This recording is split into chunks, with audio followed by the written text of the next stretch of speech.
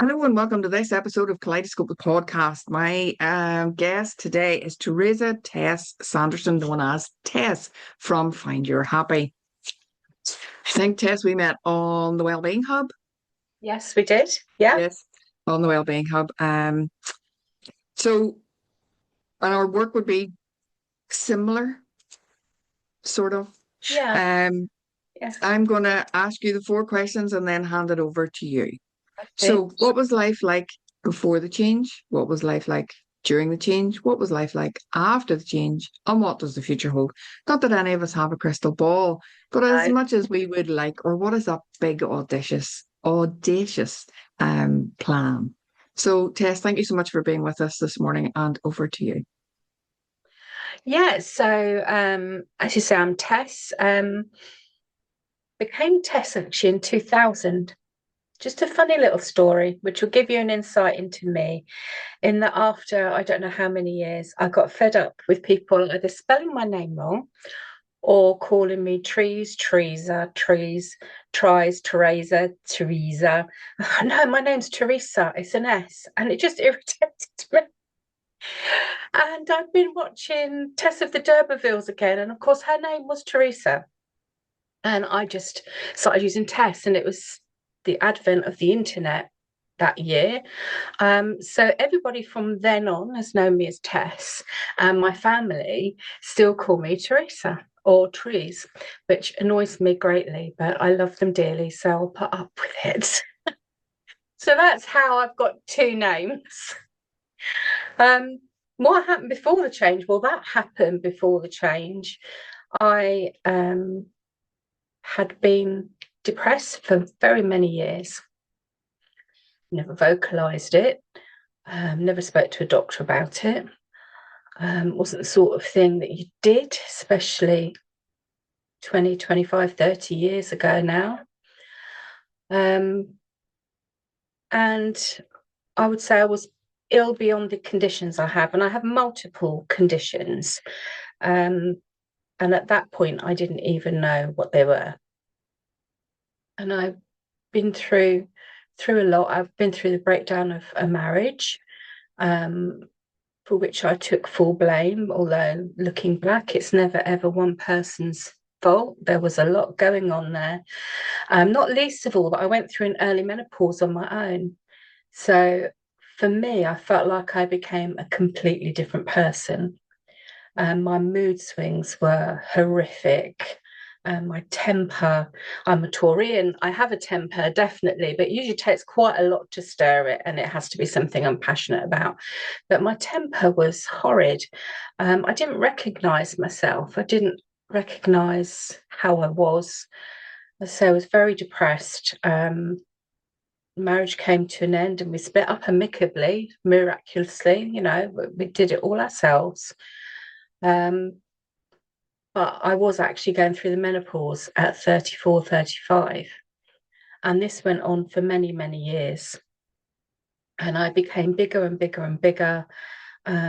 Everything hurt so much, including my mind, because I thought I was going mad. I just thought I was going mad. And every time, and even now, when I go to the doctor, it is, oh, you're just too fat and lazy. And that's end of conversation. Nobody dug any deeper into anything. Nobody tried to find out what was going on. So I never felt comfortable about saying how down I was. I put a big smile on it, and whatever was happening happened, at home, not out in the workplace, and not even with my friends. My friends were not aware really of what was going on. So I went to the doctors many times because I suffered with endometriosis as well during my whole life. So um, pain from the age of 11, 3 weeks of the month, not even, probably more sometimes, crawling on the floor in pain, always told that, they couldn't do anything because I was too fat for them to do anything. I wasn't worthy enough for them to do anything. And when you hear that message over and over, guess what? You start to believe it yourself. I was told I was a secret eater. So guess what? I became a secret eater because everyone thought that's what I was doing anyway. So what difference would it make, you know? So this went on for a long time. I did meet someone else and we got married. I was reluctant to get married again, but he proposed to me in front of a big conference of Stargate fans in Canada, knowing I would be far too embarrassed to say no. It was very sly. And then when I got home, my sisters and best friend were so happy that they marched me to a wedding shop. I wasn't going to have a wedding gown, but guess what? I had a wedding gown. And we had a very, very lovely wedding weekend. Second time for both of us, a new start, both with our own baggage that you carry from the scars of having relationships or marriages before. So we then had a period of time of looking after my husband's niece, which was quite difficult. She had a lot of challenges, which gave us challenges. We weren't expecting to look after a child, and that impacted us financially, as did my health. And we went on to move a couple of times for her schooling, actually, to try and get her more settled and get her more help. And then at 47, I felt like something really wasn't right with me, and my husband started to worry as well. And because the doctor wasn't taking any notice of me, he came to the doctors with me, which I've never done before since, actually. He's come to appointments and sat in an appointment room, but never come into an appointment with me. I've never felt the need for that. And it was only after he spoke to the doctor that the doctor agreed to test me, do blood tests. And a few weeks later, I hadn't heard anything. So I rang up and they said, oh, yeah, the blood tests are back. I said, well, can I find out what they were? Or you'll need to come in. So in I go. He came with me again just to find out what was going on.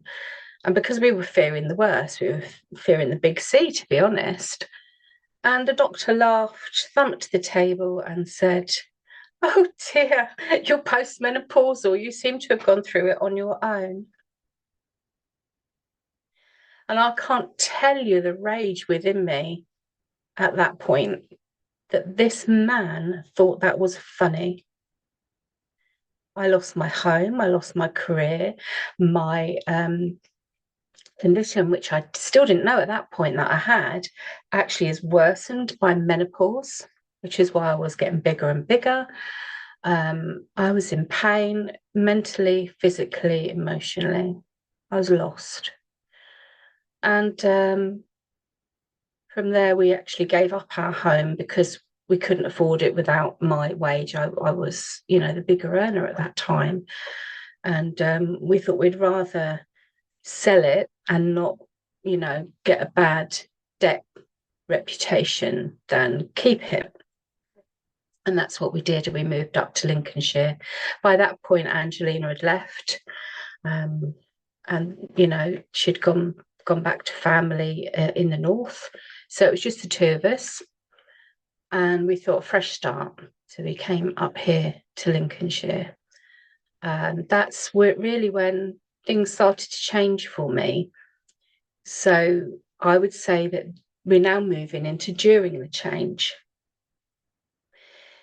Because up here I felt more me. I don't know how else to explain it, but I felt I belonged.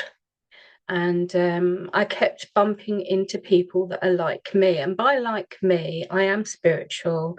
I am a medium, and I have felt those things since a very, very young age. But my family used to call me a liar. Again, that's something that carries with you.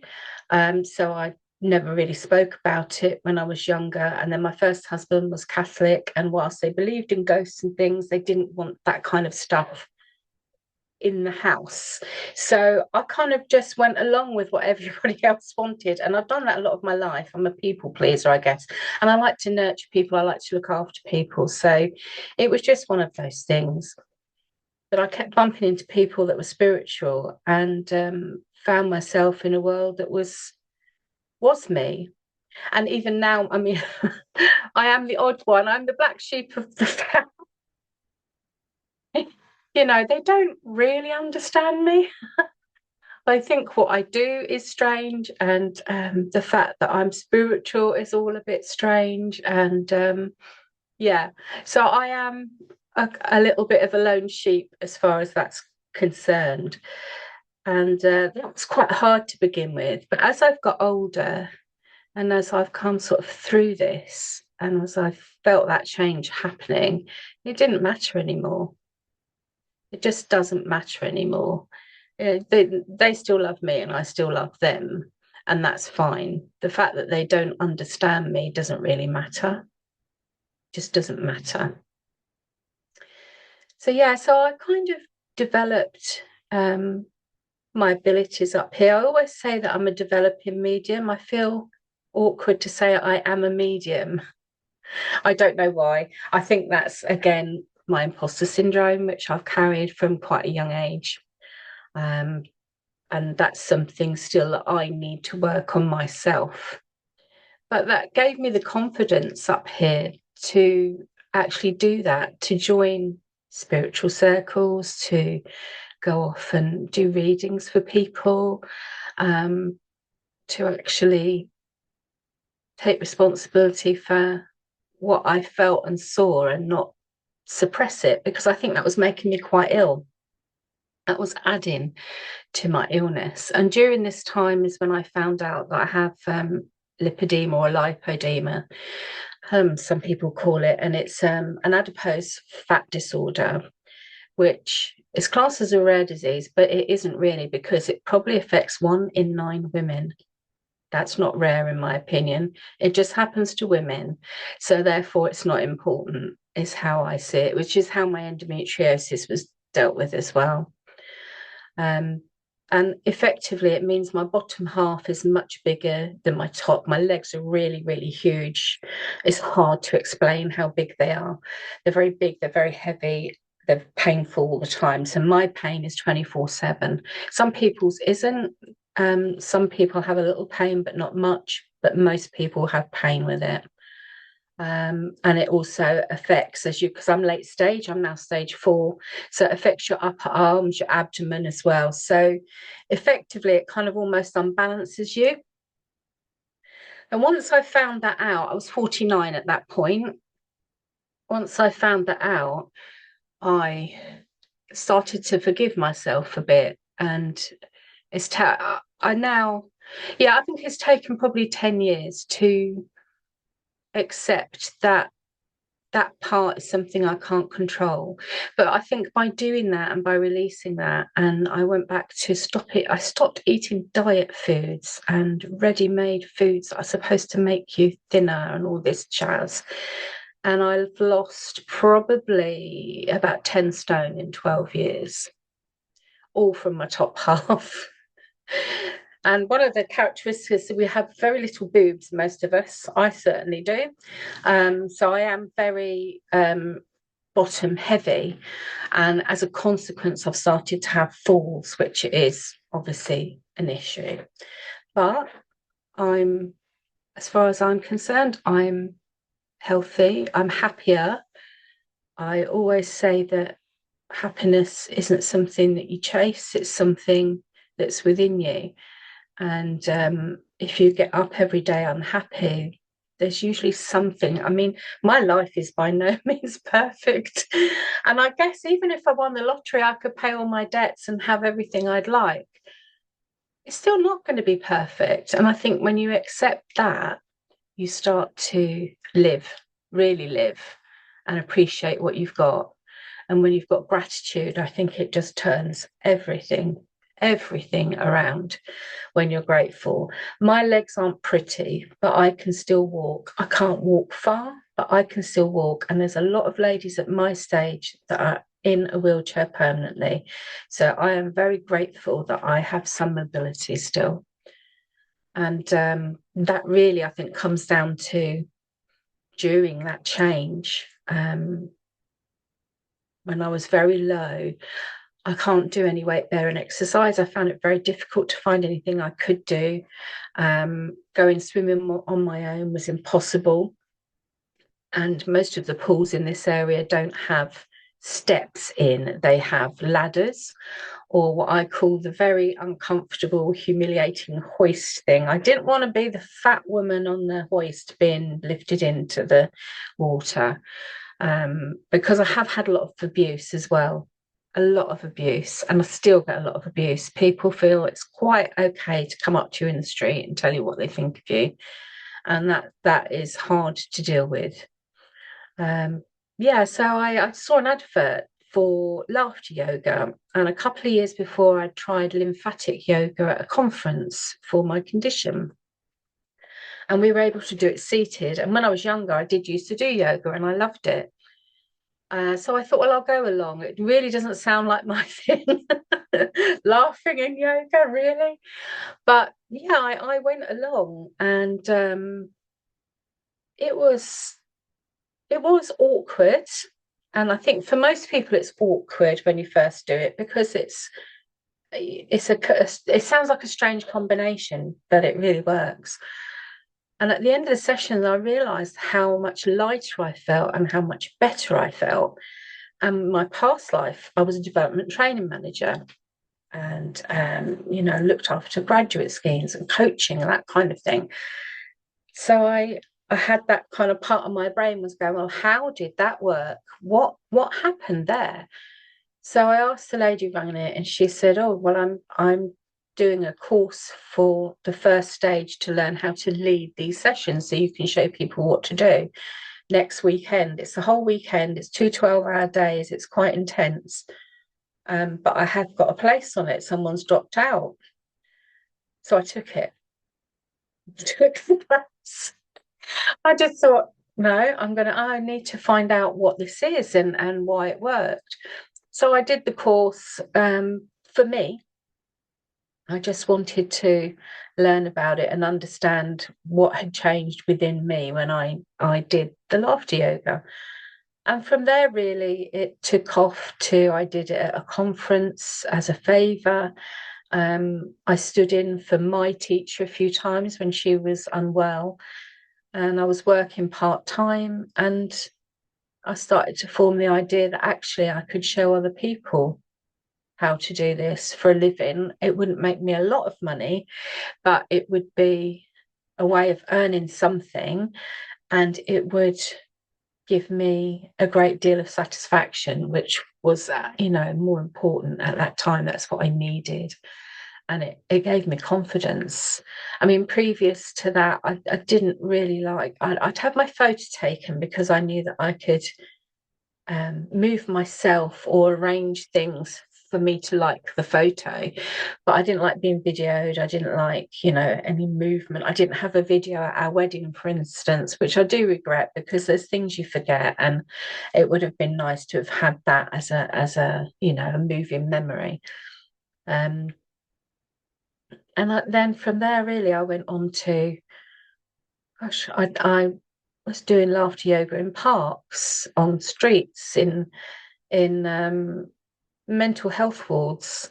Myself and my teacher were on Look North. We did it on TV. I then went on and did it on the radio, which you think wouldn't work, but it did actually really work quite well.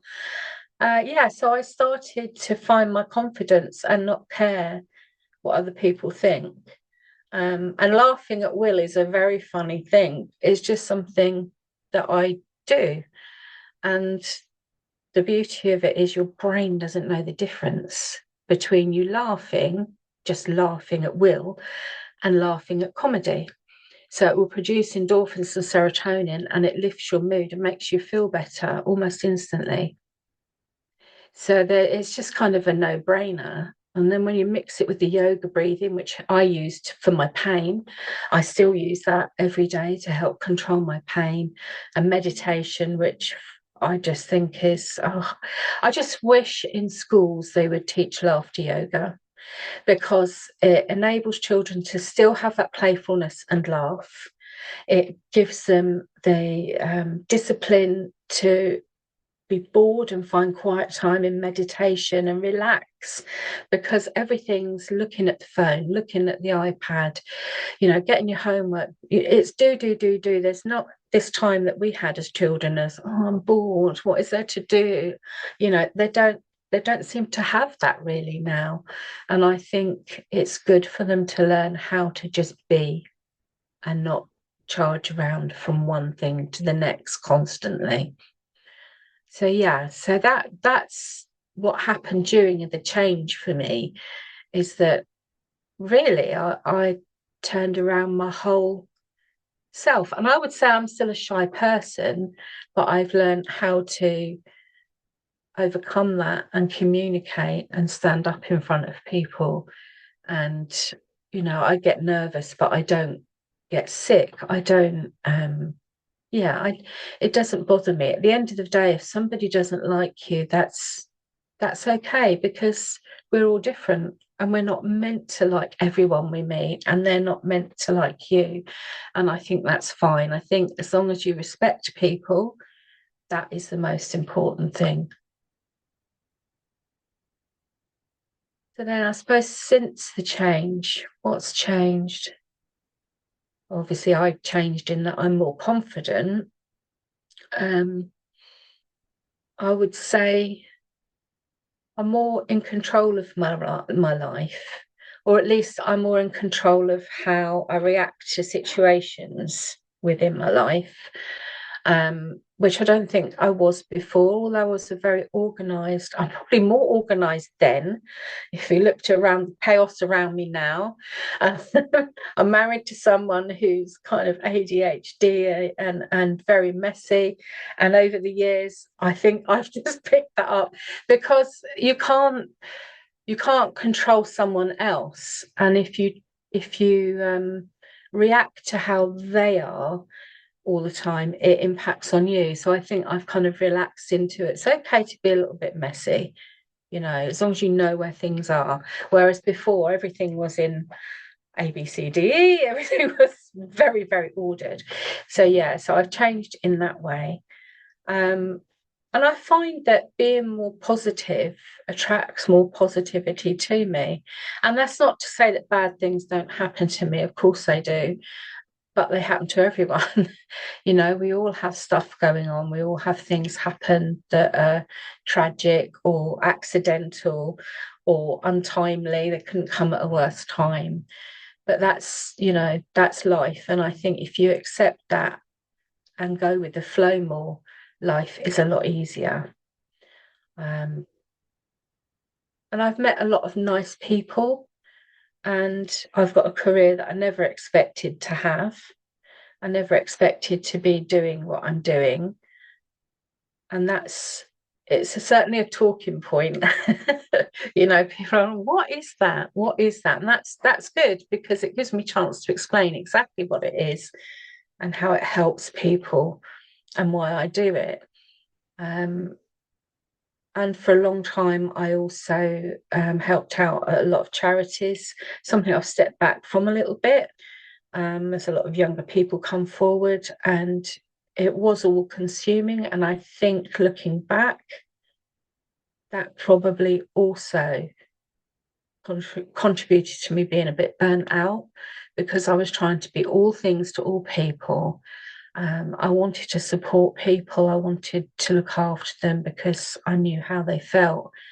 But that's not possible all of the time, because we're human and we only have so much time and so much effort and so much energy. So we need to think about where we put that energy.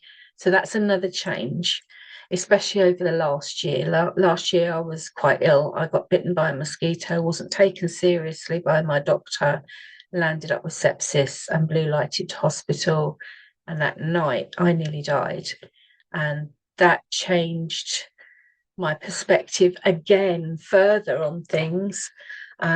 We'd moved down to Somerset for a couple of years to try something different. We wanted to try something different. But although we weren't unhappy there, we didn't feel we belonged there. So we've come back to Lincolnshire.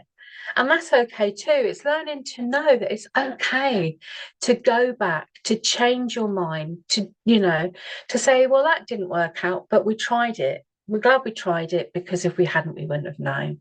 So I that was quite important to us, I think. So yeah, so we're back here. Things aren't the same as they were when we left, but we do feel very at home here. And the people that I knew before I left, I was welcoming now as they were before. And that's pretty cool, really, after 2.5 years away. They could have forgotten about me or, moved on, but, they still make space for me, which is really, really nice. Yeah, so that's where I've been. Future. Well, I'm hoping it'll hold a lot more writing. This came late last night. If you can see that via the internet. That's the cover of my book that should come out next week now, fingers crossed. Yeah, so I've written poetry since I was very young, and written stories. And whilst we were away, I entered a competition, won it, and became the writer in residence in Frome in Somerset for a year. Won this sort of award, and that kind of bolstered my confidence in my writing, which other people kept telling me to do for years. So I thought, right, that's it. I planned to write a book last year, but last year was lost. I was very ill for 10 months, couldn't leave the house, couldn't even walk. It's taken me another 10 months to be able to walk again properly to the few yards that I can. So yeah, so working on that, getting my strength up, and being able to walk and stand a little bit more, that's in the future. And then really sharing the benefits of laughter yoga and really trying to get it out to more people, getting it out to people, for instance, in the menopause. It can really, really help in the menopause. I wish someone had shown me that when I was mid-menopause, because it would have made so much difference. I wouldn't have changed the menopause, but it would have helped me cope with it a whole lot better. And also develop more as a medium. I've always quietly done readings, oracle and angel card readings, but not really promoted it. And I don't know, I had this feeling one day to take them with me to a meeting, a networking meeting. Somebody else there read tarot. It's the first time ever in 8 years of networking. And so I said, oh, I actually read cards. And the whole room turned around and said, well, we didn't know that. And I landed up doing 3 mini readings for people that day. So, yeah, so that was kind of an indication to me as well that that's where my path is going, that I need to spend more time in that spiritual and nurturing world, because that's where I belong. And I'm happy to be there. Yeah, that's, I'm hoping, is the future. Brilliant. Thank you so much. As I explained when we met beforehand, I take notes whenever, so we can go back and discuss some of what you've said. Yeah. Many congratulations on your book. Thank you. And I take myself off screen when you're talking, but I was applauding and stuff throughout your talk. Well done on reducing your weight. I know how difficult that is, and I know that medical people, so I was up for a scan this week and they kind of went, your adipose tissue is releasing estrogen, so you should be on this estrogen reducing, for the cancerous tumors. And I'm like, no, help me deal with the adipose tissues. I'm a female. I need the estrogen for my bones and my brain. Don't do that. Help me deal with the fat. But hey ho. You said you were the black sheep of the family. To me, the black sheep are usually the cycle breakers. And that's why they're a little bit different, because they've come to heal the wounds. Yeah, I get that. And it's not an easy place to be on your own as the black sheep, but it's very, very rewarding. And not just for you, but for the whole family line in all directions. You're developing mediumship. You don't, You're not owning it. You're saying I'm a developing mediumship, and I'm to me that's, yeah, you were saying imposter syndrome. For me, it might be your witch wound. Okay.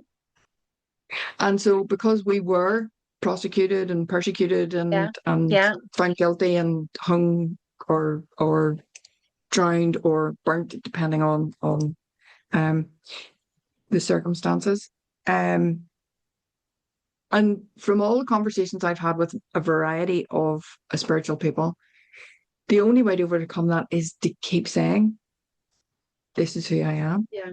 Yeah. There's no, as we Yeah. know with this work, there is no magic wand. We can't erase the history. We can't erase the wound. We can't erase.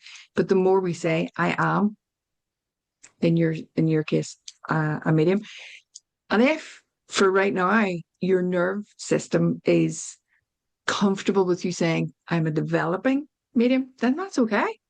Yeah. If that's what it Yeah. takes for your nerves, your nerve system to remain calm, then that's perfect.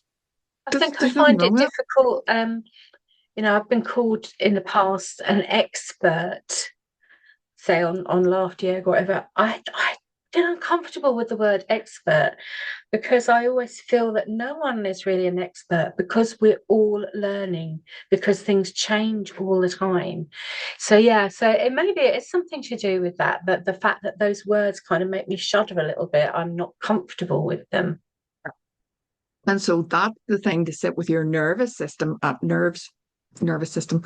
I think I had this conversation earlier in the week with a neuroscientist who was saying she doesn't use the word nervous anymore because it it Yeah. automatically, that neural linguistic Yeah. programming it makes you. So I'm trying to remind myself to use the word nerves system rather than nervous system. Um, but it's to sit with that system and ask yourself, what is it you're trying to protect me from? Where's the threat? Where is the danger? How can I reassure you that I am safe? At what point? And it could be because your family. It could be because of the doctors not listening to you and not people telling you what you were doing, even though you weren't doing it. Yeah. It might come Yeah. from all of those. And therefore, that part of your nerve system needs reassured and Yeah. loved and Yeah. believed and Yeah. trusted and all that.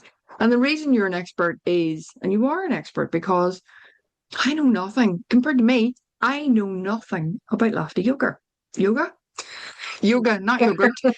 That's a completely different thing. Um, laughter, yoga. So therefore, you are an expert. It's who you're comparing yourself to, Yeah.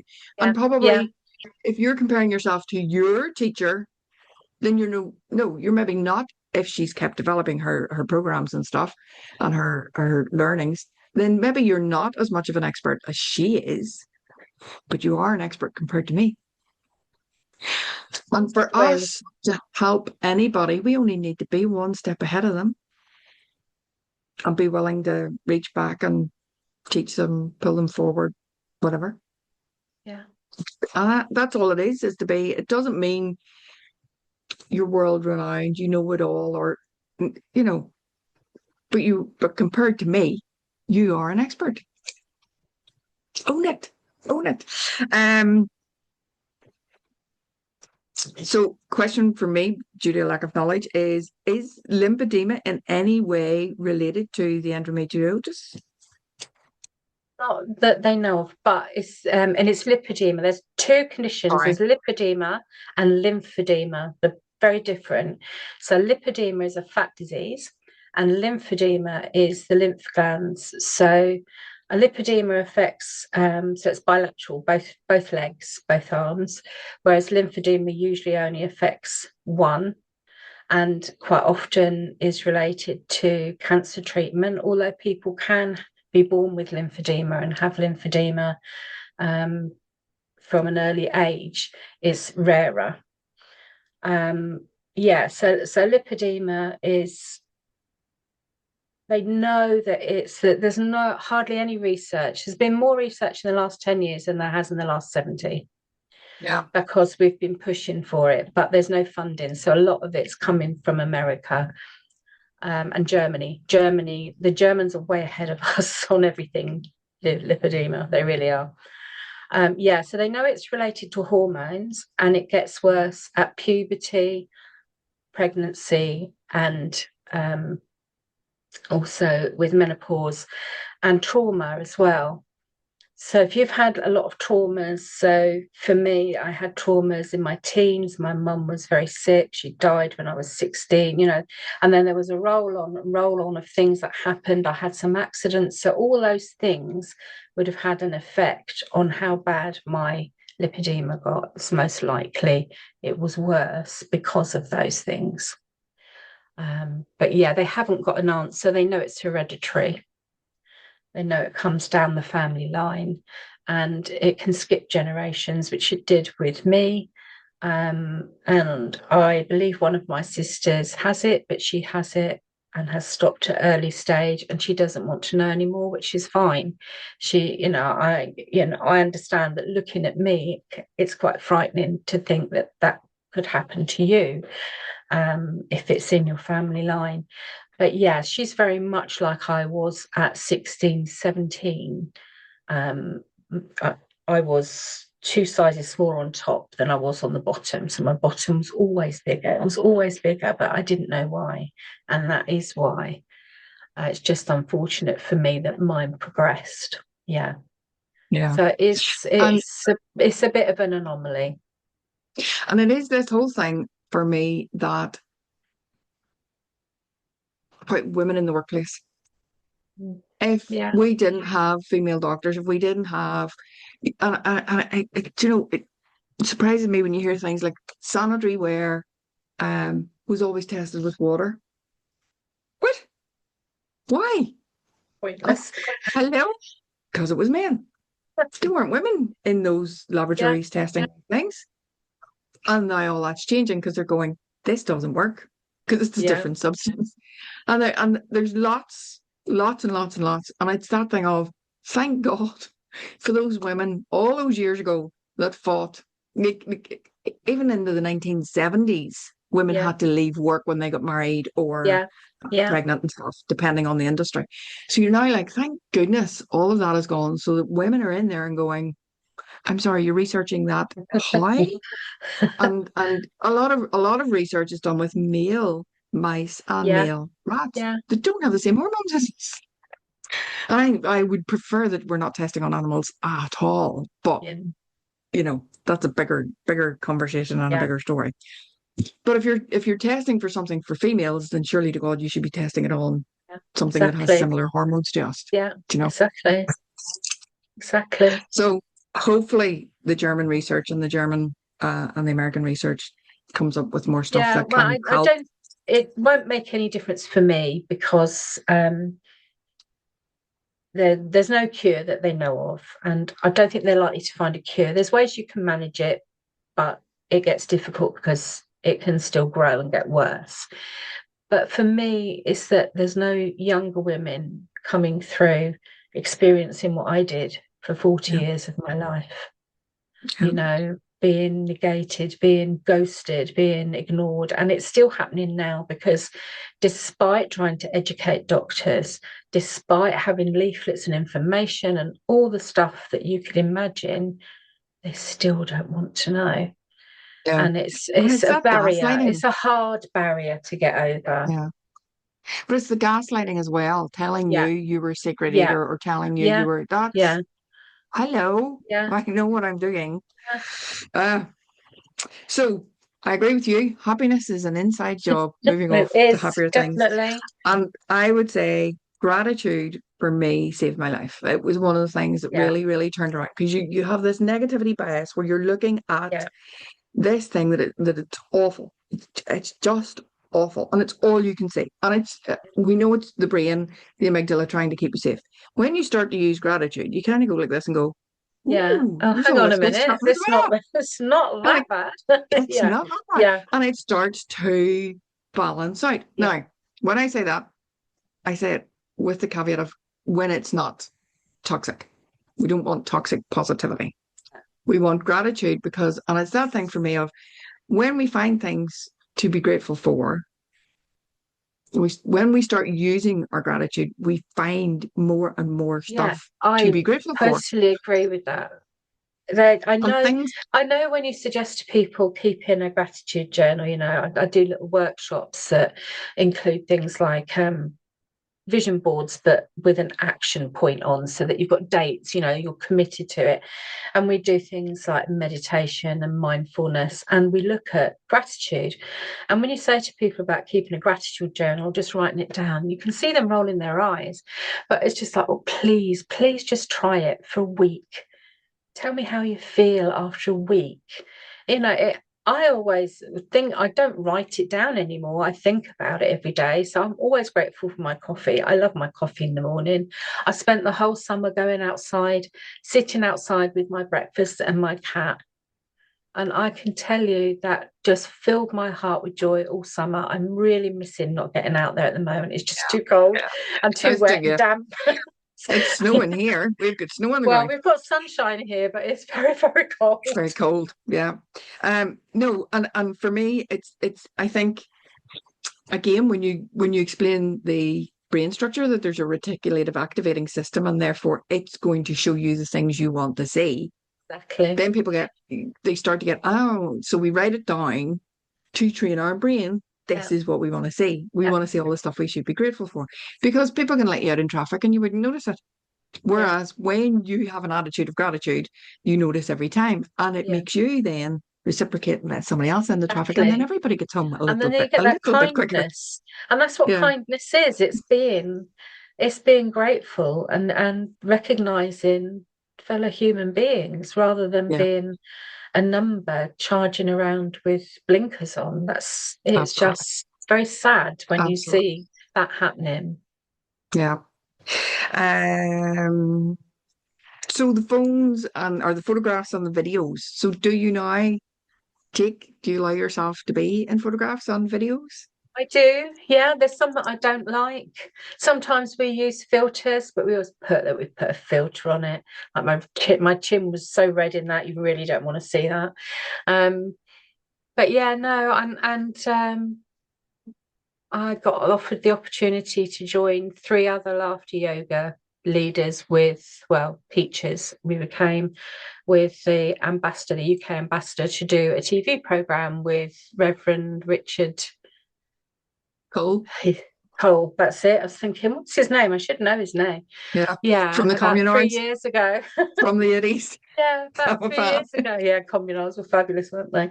Yeah, so yeah, he did a program called Good Grief, and he did lots of different what they class as weird things to see how it would help him with his grief. He wasn't a natural laugher. I was really shocked. I thought he would Right? be. He felt Yeah. really uncomfortable with it. But it was really good to show that people are so caught up in maybe what other people are looking at. And I guess he would laugh if he was in company and someone told him a joke, but to ask him to laugh was, yeah, very different. But yeah, I think he got a lot from the experiences that he Yeah. tried on that program. It's a very, very good program. It won an award. So I've been in an award-winning program very Brilliant. briefly, but I was in Brilliant. it. Yeah. No, don't take it away. Don't take it away. Um, so have you any videos on YouTube or anything showing people how to do laughter yoga or 130-ish on the Royal Voluntary Service, because since 2020, April 2020, I've been doing laughter yoga for them online, and they record those sessions, and they're free for people to watch at the Virtual Village Hall on Facebook and on YouTube. So if you go to YouTube or the Virtual Village Hall on Facebook under the Royal Voluntary Service and just put in laughter yoga, you will find me all over the place. I think brilliant? I'm one of their longest serving tutors. So yeah. So Fabulous. Fabulous. yeah. Just for anybody that's listening that's going, what is Yeah. laughter yoga? If Yeah. it's going to be easier for them to And I do every watch it. session I explain what laughter yoga is and what we're doing, and that every Brilliant. single, even the silliest exercise we do as a health benefit. So Yeah. none of Oh, it's absolutely. pointless, even the Oh, silly absolutely. things. No, and for me, that's the thing. So I teach breath work, and I would say when it comes to children, we're going to make it silly, and so we're going to dance, or we're going to Yeah, laugh, or we're going to yeah, dance on a trampoline, because yeah, then you're breathing, yeah. and if you're It's oxygenating getting the people system, to understand that, a yeah, lot of the the biology behind it, exercises I prefer to use with the laughter have the breathing within them, and people yeah, don't realize they're doing it. I mean, I've no, even done a session for a choir. I thought that's unusual. I'm not usually asked by a choir. So I went on this little choir in a little village on the edge of Norfolk. So I went off and did it. And it was because A, they wanted to lighten up things for them because I think they'd had a bit of a serious time or something. And B, the breathing. And they said to me afterwards, they didn't realize just how much the yogic breathing within laughter yoga would help them. And it yeah, made all the difference. all the So, difference. yeah. Absolutely. Very, very You good. wouldn't actually think singers would I have know, needed it for but the you for the do. breath work, If you can't breathe, you but can't sing. If you can't breathe no, properly, you can't sing. exactly. And sometimes we just don't get that right. So that's No, brilliant. Virtual Village Hall for the Royal Voluntary Service. Brilliant. Um, and again, you were saying about somebody doesn't like you. You're quite right. That's a them problem, not a you yeah, problem. yeah, The people who talk about us behind our backs are behind us for a yeah. reason. And you're right. Not everybody's going to like us because I'm not a cup of tea. You know? Uh, and why would we? Why would we? We have our own people who love us. Yeah, yeah. And if somebody doesn't like us, that's all right. It's fine. And I know for some people that's not okay yet, and that's a really hard road It used to be to really, manage. really hard for me, and it's been a gradual thing to get rid of that. Um, but it was really hard. I think rejection was another issue that I had within all of Yeah. that stuff. And yeah, it's learning to live with rejection. There's nothing wrong with rejection. I think that It's all of your how you're stuff, rejected that can make a difference, yeah. not the actual rejection, I think, or But why. sometimes it's the learning to live with uncomfortable feelings. It's this Yeah, thing of, and it's happening in society at large, is that you and I could have completely opposing positions on something, but still find that common ground and respect. And I may not like your opinion, but it's your opinion and I don't have to take it on. Neither yeah, do I need to argue with you about it.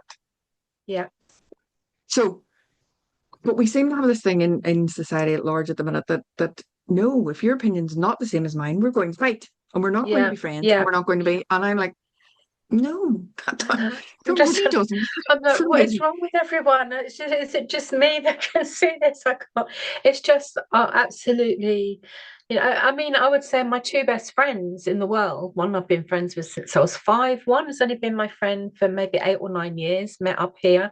I moved away, so she moved away. I've come back, she hasn't, but we are still best friends, but we're very different people, very different people. So, but that's fine because it works anyway. Yep. Yeah, It's mutual yeah, respect, it's that's it. mutual understanding. It makes such a difference. It doesn't matter that we don't agree on some things. It's Yeah, not everything, it's just some things. That's fine. mm, yeah, absolutely, absolutely. Um, and when bad things happen, that was I think that when bad things happen, again, a bit like the rejection, it's sitting in that uncomfortableness and it not be the be all and the end all. Yeah, Bad things happen. You're quite right. Bad things happen to everybody. And sometimes without, again, it being toxic, we can find the positivity in it or the learning in it, or we just have to go. So grief for yeah, me is one of those, you just have to yeah. go through it. And if you can find, I love Richard, oh, forgotten his name, pocket full of happiness. His wife said him find a pocket full of happiness every day. Oh yeah, yeah, I know who you mean. Yeah, I follow him, and I can't remember his name either. I seen him in London one day, and it was one of those. And then I'm like, ah, can't I'm even. thinking with Nail and I, come on, you know who this Yeah, is. exactly. But no. I'll put it in the descriptors afterwards Yeah. so people can go and look it up. And I think that is so important that even when bad things are happening, yes, we have to sit with it. Yes, we have to feel the feelings. We have to allow ourselves to be uncomfortable. Actually, I'm saying you have to. You do you. You don't have to. But for me, as an emotional well-being coach, I recommend that you feel the feelings. But you also have to find the happiness is an inside job. And even in the middle of bad stuff, we can find happiness. So now this is a very minor story, but I went for integrative holistic services yesterday up at Action Cancer, and they did a regular acupuncture and gave me back floor remedy, and it took me 2 hours to get home. Oh no. So it's kind of one of those where you're going, it's really not worth going if it's going to take me two, because whatever they've done has been undone by the time I've driven home. So for me, that was a bad thing, and I know that's piddling compared to other people's problems. But what I did do was I drove through the centre of Belfast and I seen the Christmas lights. And I went, well, there's your glimmer. There is that little thing that made it, well, it's okay, because I have now seen the Christmas lights and I don't have to go back up to Belfast again. And the last thing for me then was the regret of not doing, absolutely with you. Let's go and do whatever we do. And if we make a mistake, it's fine. And the great thing is you just get the next train back. Once you know you're on the wrong train, you get off at the next station. Just change it. Don't get hung up on it. Not, don't. It happens. Don't, because I think that the other thing I would say is shame. Yeah. Feeling shame. Oh, I can't tell you how many times I felt shameful about different things and feelings. And there is no shame in changing your mind or saying, oh, that didn't work out. And don't shame people for doing it, because they're doing what's right for them. Might not be your thing, but they're following their path, not yours. One of the reasons I called my business Find Your Happy is because it's to find your happy, not mine, because my happy is completely different to yours. You need to find what your happy is and how you instigate it, how you stoke it and keep the fire going, and what works for you, because it could be something completely different to what works for me. Absolutely. And that thing of the shame sometimes can keep us on that train. Yeah, it definitely kept me on a few trains I should not have been on. Absolutely. But the problem is, the more it keeps you on the train, the more expensive the ticket back is, and the longer the journey back is. So the sooner you can get off. We spent a lot of money coming back this time. Me too. And the Find Your Happy, I have a program called Embraces, which are wellness tools, meditation, breathing, and so on and so forth. And part of my line is, helping you to find your happy again. Yeah. Because that's, I think when you get to that place where you're so stressed and so overwhelmed, you can't see it. For me, in my breakdown, that was one of the things I put into a search engine was, will I ever be happy again? And so, it is, but what makes me happy might not make you happy. And it is definitely, I can show you the tools, but you've got to use them to make it work. Use them. Yeah, exactly. And you can pick and choose which ones you use. As long as they work, what does it matter which ones they are? Absolutely. Tess, thank you so much. We're down to our last 3 wee questions. Favorite book, favorite phrase, what you would tell your younger self. You can answer 1, 2, or 3. It's entirely up to yourself, which you would like to do. I've got a couple of books for different reasons. The first one was a book called My Life on a Plate by India Knight, and it was kind of the catalyst for me changing my life back in 1999, 2000, when I landed up splitting with my husband and things. And it was basically a book about a woman that was a bit downtrodden and taken for granted, and maybe I just saw myself in that. And I'm not saying that all the decisions I made from reading that book were the right one, but it was the kind of catalyst for me moving forward. But a favorite book, and the strange thing is, since the menopause, I can't read anymore. My body clock changed, my body temperature changed, and I used to read a book a day when I was a teenager. I used to go to the library every day. But I find that I just can't read anymore. And that might be partly because of the internet and the way that we read things now as well. But yeah, I read a book way back called Serum by Edward Rutherford. It's probably still on the bookshelf behind me because it's one of the ones I did keep. It's a big book, not only physically, but it's really big in content and feelings. And it starts at the beginning of time and goes through to sort of around mid-20th century, I think it was. And it's all based around Old Sarum, which is Salisbury, down in Wiltshire, which we lived literally 40 minutes from for 2 years. And yeah, it goes through time. Stonehenge and building Salisbury Cathedral and the lives of the people throughout that time. And actually in September, Michael and I took the caravan. We were in the New Forest and we were half an hour from Old Sarum. And I said to him, you know, we've passed by on main roads for so long, but never stopped. So we drove up there and we went to Old Sarum, and I actually touched the stones and thought, yeah, this feels right. You know, this book has always resonated with me. And I definitely say he's got other books, I think London and Dublin, at least 2 other ones that I would like to read, but I think it's a bit ambitious for my reading nowadays. But yeah, an absolutely amazing book. If you're a reader, pick it up and read it, because it's quite astonishing. The whole thing that it goes through is amazing. And favourite phrase, again, this was one that was a bit of a catalyst back in around 2000. I think I bought a little plaque or saw a little plaque somewhere and picked it up, and it said, if your ship hasn't sailed in, swim out to it. And that was another thing that spoke to me, because it was almost like I was expecting things to come to me, and, you know, woe is me, and I'm so unlucky, and dear me, I have been unlucky over the years. But that phrase kind of pushed me forward to, well, yeah, it can't always be unlucky. Things can't always be bad. So that kind of helps me. And I still have that little plaque. It's somewhere in one of the rooms, I know, hanging up somewhere unsuspiciously, in case someone should glance at it. But yeah, so just because things haven't happened yet doesn't mean it won't. And that if you make the effort, it's got more of a chance of happening than if you don't. Yeah. For me, it's that thing of if you make the effort, the universe will meet you halfway. Yeah. But if you're waiting on the universe, it'll go. Yeah. Well, And just fall asleep, ignore so, you. Yeah. absolutely. I'm waiting on We you have taking to the first shout step. out, So if hey. you're waiting on me, you know, you're going to wait a long time. Yeah. Very My good. young And self, I would say, what would I say?